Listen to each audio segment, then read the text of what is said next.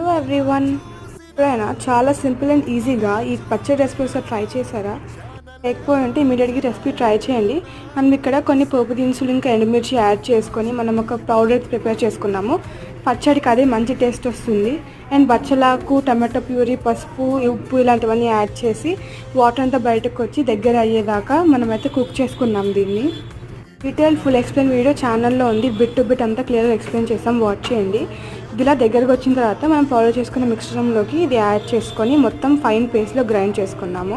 ఇలా paste ready అయిన తర్వాత ఒక గిన్నెలో ఆయిల్, కరివేపాకు, టామరిన్ పేస్ట్ అండ్ ఎక్కువ యాడ్ చేసుకున్న తర్వాత ఈ మిశ్రమాన్ని యాడ్ చేసుకొని మొత్తం కలిసేలాగా బాగా మిక్స్ చేయాలి.